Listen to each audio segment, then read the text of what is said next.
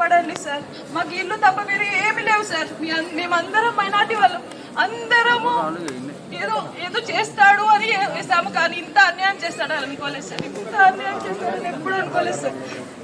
Thank you so much and thank you BRS party. Thank you so much, thank you so much BRS party. జై Telangana. Thank you so much sir.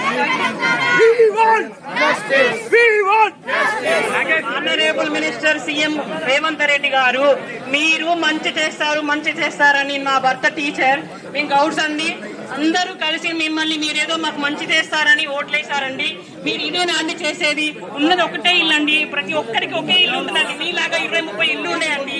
మీరు ఇక్కడ కూడా కొడితే వేరే కాడికి వెళ్ళిపోతారండి. ఏంటండి ఇన్ని సంవత్సరాలు లేని ఇప్పుడే ఎందుకు వచ్చిందండి? అంటే మాకు అన్యాయం చేసి మీరు వేరే స్టేట్స్ వేరే దేశం వాళ్ళకి మీరు లీజుకి ఇచ్చి మమ్మల్ని అన్యాయం చేస్తారా సార్? భూకంలో వస్తే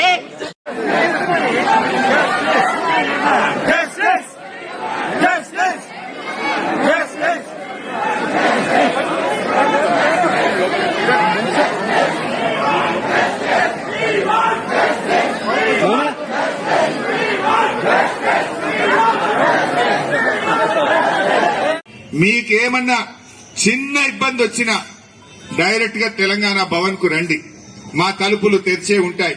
అది ప్రజాభవన్, తెలంగాణ ప్రజల కోసం కట్టిన భవన్, తెలంగాణ భవన్. మీరెవరైనా రావచ్చు, అర్ధరాత్రి వచ్చినా మీకు ఆశ్రయం ఇస్తాం, మాట్లాడతాం, లీగల్ సపోర్ట్ చేస్తాం, ప్రత్యక్షంగా కూడా వచ్చి మీకు అండగా నిలబడతాం. ఇంకా ఏదైనా అత్యవసరం ఉంటే మా సబితక్కకో మాలో ఎవరికైనా ఫోన్ చేయండి. మేము నిమిషాల్లో, మీకు ఎక్కువ దూరంలో లేం, మేముండేది కూడా ఇక్కడ నుంచి 15 గంట దూరంలోనే ఉంటాం. ఫోన్ చేస్తే 15 నిమిషాల్లో మీ దగ్గరికి వచ్చి మీకు అంతా నిలబడతాం. ఎవరు కూడా భయపడాల్సిన అవసరం లేదు. We are with you. It is a genuine cause, న్యాయబద్దమైన కోరిక మీరు కోరుతున్నటువంటిది. జీవితకాలం కష్టపడి రూపాయి జమ చేసుకొని మీరు ఈ ఇల్లు కట్టుకున్నారు. అందువల్ల తప్పకుండా మిమ్మల్ని కాపాడుకుంటాం. మీకు అండగా బీఆర్ఎస్ పార్టీ నిలబడ్డది. ఎవరు కూడా ధైర్యాన్ని కోల్పోవద్దు. మీరందరూ కలిసి ఉండండి. మీ గురించి లీగల్ గా కూడా కోర్టు నుంచి స్టే ఆర్డర్స్ తెచ్చి మిమ్మల్ని కాపాడే ప్రయత్నం చేస్తాం. ప్రభుత్వం కూడా మరి ఒత్తిడి పెంచుతాం. ఇవాళ రేవంత్ రెడ్డి కూడా మౌనాన్ని వీడాలి.